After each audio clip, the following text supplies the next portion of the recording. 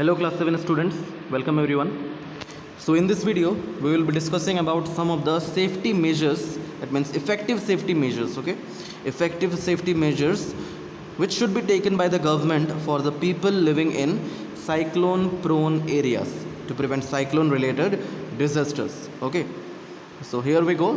The first point, a cyclone forecast and warning service. That means an efficient cyclone forecast and warning service is essential to prevent cyclone related disasters.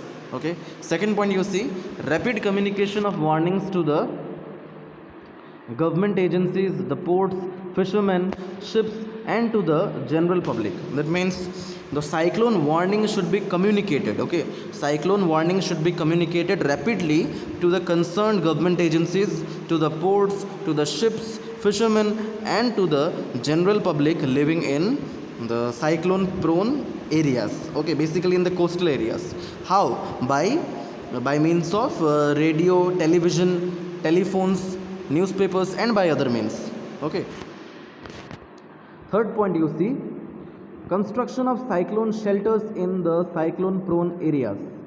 That means cyclone shelters should be constructed in cyclone prone coastal areas basically. Okay, what do you mean by cyclone shelters? Cyclone shelters are strong buildings usually built on pillars which can withstand high speed cyclone winds and where cyclone's flood water cannot enter.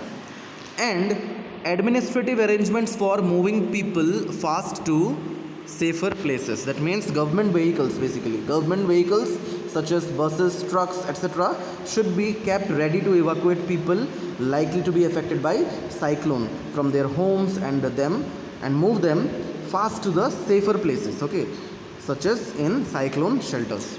Clear? So these are some of the safety measures or effective safety measures which can be taken by the government for the people who are living in the cyclone prone areas. Okay, now action on the part of the people before a cyclone hits their area.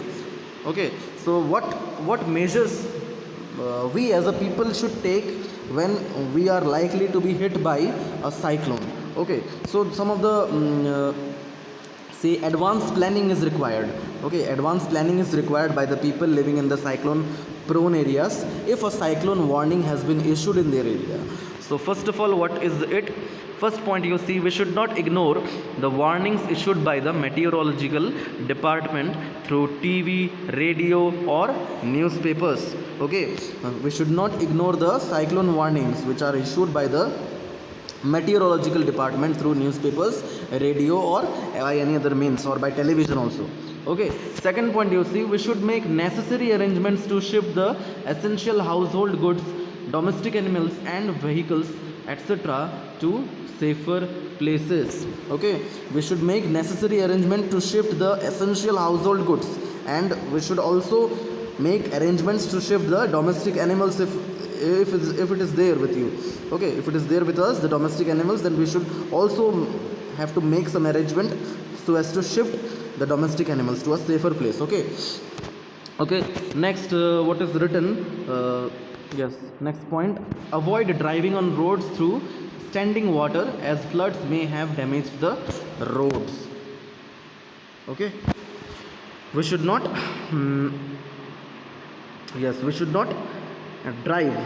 drive on the roads through standing water. Okay, through standing water, we should not enter the damaged buildings or flood waters. We should not enter the damaged buildings or flood waters during a cyclone. Okay, and we should avoid driving on roads through standing water as floods may have damaged the roads. Okay, and lastly, what is it? Keep ready the phone numbers of all emergency services like police, fire brigade, and medical centers. Okay, we should also keep ready the telephone numbers of all the emergency services like police stations basically, then fire brigade and the hospitals also. Clear? Now there are some other precautions if you are staying in a cyclone hit area. What are some of these precautions? Do not drink water that could be contaminated. Always store drinking water for emergencies. Clear? We should not drink water that could be contaminated by floods. Okay, to avoid what? To avoid waterborne diseases, because the contaminated water through a flood can cause waterborne diseases to us. Okay, so we should drink only clean water which has been stored for emergencies. Clear? So do not, second point, do not touch wet switches and fallen power lines.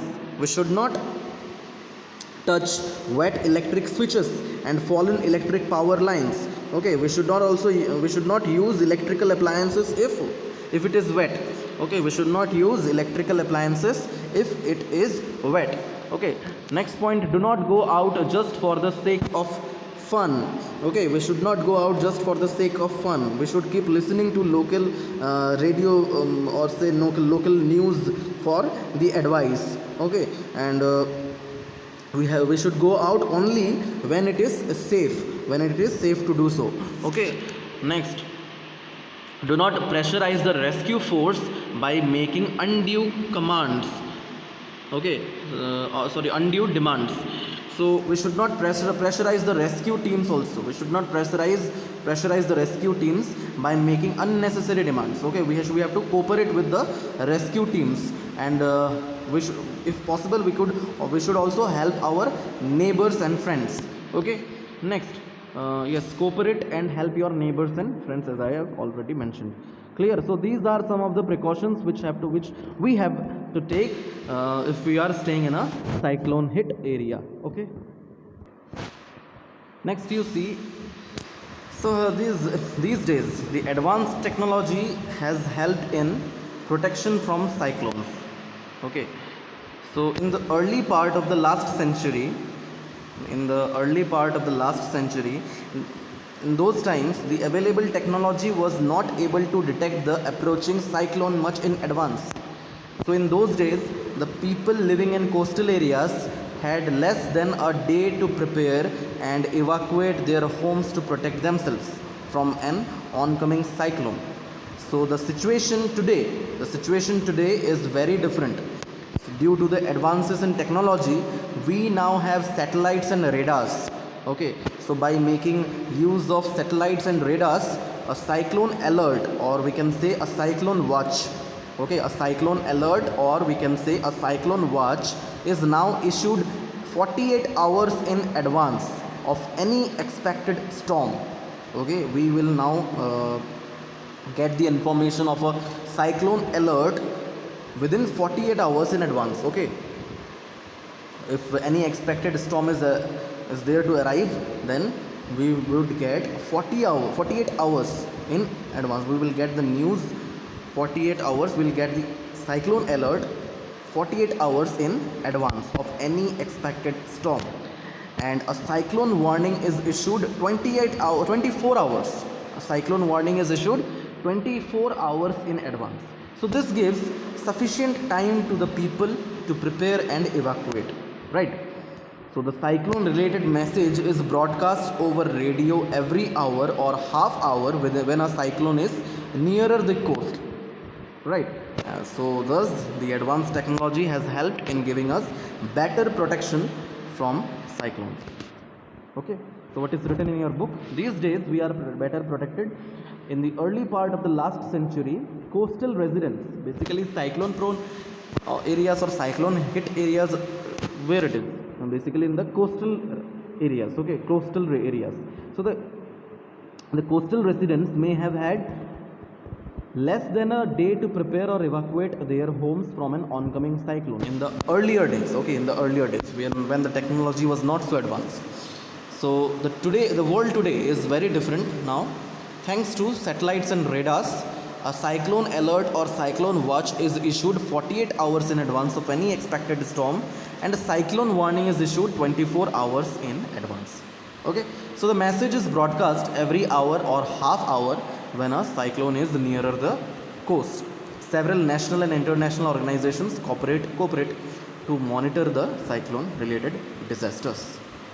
Okay, so with this we have completed the chapter of wind storms and cyclones. Okay, so in the next video I will be providing you the question and answers, basically the exercise question and answers from the chapter. Okay, so yes, that's all for today. Thank you